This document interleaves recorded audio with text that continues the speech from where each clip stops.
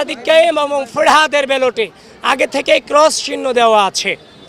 তো সুতরাং যেটা বর্তমান নতুন বাংলাদেশের রাজনৈতিক পরিপ্রেক্ষিতে যেটা অশনির সংকেত, আমি দ্রুত ভোট কেন্দ্রে প্রবেশ করেছি, ম্যাডামদের সাথে কথা বলেছি, তারাও বলেছে এটা কিভাবে হয়েছে তারা জানেন না। তো সব কিছু মিলিয়ে ঘটনার সত্যতা আছে।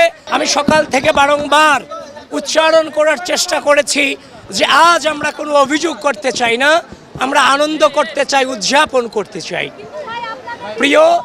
প্রিয় সাংবাদিকবৃন্দ, ইতিমধ্যেই রোকেয়া হল সম্পর্কে একটা ঘোরতর অভিযোগ আমাদের কাছে এসেছে এবং আমি রোকেয়া হলের ভিতরে চিফ রিটার্নিং অফিসার কর্মকর্তার অনুমতি নিয়ে প্রবেশ করেছি এবং সেই ঘটনার সত্যতা আমি পেয়েছি। একজন শিক্ষার্থী, তাকে যখন ব্যালট দেওয়া হয়েছে, সে যখন ব্যালট নিয়ে গিয়েছে ভোট কেন্দ্রে বুথে প্রবেশ করেছে, তারপর গিয়ে দেখতে পেল সাদিক কায়েম এবং ফরহাদের ব্যালটে আগে থেকেই ক্রস চিহ্ন দেওয়া আছে। তো সুতরাং যেটা বর্তমান নতুন বাংলাদেশের রাজনৈতিক পরিপ্রেক্ষিতে যেটা অশনির সংকেত, আমি দ্রুত ভোট কেন্দ্রে প্রবেশ করেছি, ম্যাডামদের সাথে কথা বলেছি, তারাও বলেছে এটা কিভাবে হয়েছে তারা জানেন না। তো সব কিছু মিলিয়ে ঘটনার সত্যতা আছে। আপনারা প্রপার ইনভেস্টিগেশন আপনারা আপনাদের জায়গা থেকে করবেন এবং অনাবাসিক শিক্ষার্থীদেরকে আহ্বান করছি, প্রিয় ঢাকা বিশ্ববিদ্যালয়ের শিক্ষার্থীবৃন্দ, বাংলাদেশের স্বাধীনতা, বাংলাদেশের সার্বভৌমত্ব, এই বিশ্ববিদ্যালয়ের শিক্ষার্থীদের মানবাধিকার এবং এই বিশ্ববিদ্যালয়ের শিক্ষার্থীদের মত প্রকাশের স্বাধীনতাকে যেন কেউ মত প্রকাশের স্বাধীনতাকে অক্ষুণ্ণ রাখতে আপনাদের স্বতঃস্ফূর্ত উপস্থিতি একান্তই কাম্য। প্রিয় অনাবাসিক শিক্ষার্থীবৃন্দ, যে অবস্থায় আছেন আপনারা ঢাকা বিশ্ববিদ্যালয়ের কেন্দ্রগুলোতে চলে আসেন, ভোটাধিকার প্রয়োগ করেন।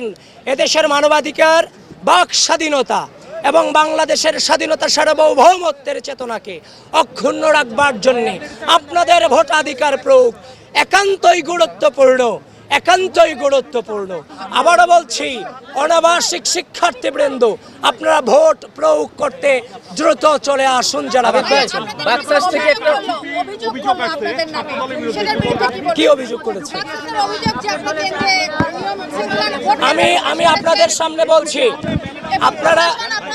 আপনারা সাংবাদিকবৃন্দ, আপনাদেরকে আমি আহ্বান করছি, আপনারা গঠনতন্ত্র পড়ুন। গঠনতন্ত্রতে বলে দেয়া আছে পুলিং এজেন্ট এবং প্রার্থীরা ভোট কেন্দ্রে প্রবেশ করতে পারবে। এটা স্পষ্টভাবে লেখা আছে হচ্ছে যে আপনার গঠনতন্ত্রে। ইতিমধ্যেই কিন্তু এটা ফেসবুকে প্রচারও হয়েছে, সেই গঠনতন্ত্রের ছবি, 2025 সালের গঠনতন্ত্রের ছবি।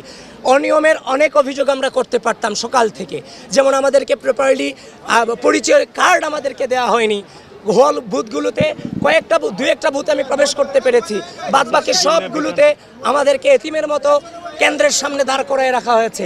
একজন ভিপি হিসেবে ভিতরে কি হচ্ছে তার তো তদারকি করার দায়িত্ব আমার আছে, সেটা তো আমাদের দায়িত্বের মধ্যে পড়ে, স্বচ্ছতার নিশ্চিতকরণের ক্ষেত্রে। তো সুতরাং যারা আমার বিরুদ্ধে এই ধরনের অভিযোগ করেছে এবং যারাই যে গঠনতন্ত্র না পড়ে এই সংবাদটা যারা ঢালাওভাবে প্রচার করেছেন, আমি আপনাদের আহ্বান করব, এই জুলুমগুলা করা উচিত নয়।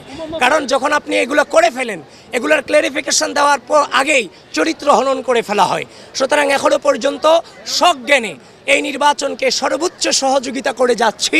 কোনো প্রকার বাধা তো দূরের কথা, বিন্দু পরিমাণ যে আপনার আচরণবিধি লঙ্ঘনের চেষ্টাটুকু আমরা করছি না। আবিদ ভাই, বাকশাস থেকে অভিযোগ করা হচ্ছে যে 21 হলে আপনাদের নামে যে ব্যালটগুলো রয়েছে সেখানেও ক্রস চিহ্ন দেওয়া আছে, বিশেষ করে কাদের এবং বাকের বলেছে, এই বিষয়ে কি বলবেন?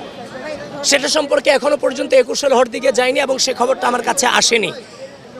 ইতিমধ্যেই রোকেয়া হল সম্পর্কে যেটা দেখেছি সেটা সম্পর্কে মন্তব্য করছি। একটু পরে আমি ভোটাধিকার প্রয়োগ করতে যাব উদয়ন স্কুলে, সেখানে ওই সম্পর্কে আমাকে জানতে হবে, তারপর আমি মন্তব্য করতে পারবো। এর আগে আমার মন্তব্য করা সম্ভব নয়। আমি আবারও বলছি, ঢাকা বিশ্ববিদ্যালয়ের অনাবাসিক শিক্ষার্থীবৃন্দ, আজকের এই দিন বাংলাদেশের দিন, বাংলাদেশের বিজয়ের দিন, বাংলাদেশপন্থীদের বিজয়ের দিন, বাংলাদেশের ভোটাধিকার, বাংলাদেশের স্বাধীনতা, ঢাকা বিশ্ববিদ্যালয়ের শিক্ষার্থীদের মত প্রকাশের স্বাধীনতা টিকিয়ে রাখার দিন। আপনারা কোনোভাবেই অলসতা দেখিয়ে বাসায় বসে থাকবেন না।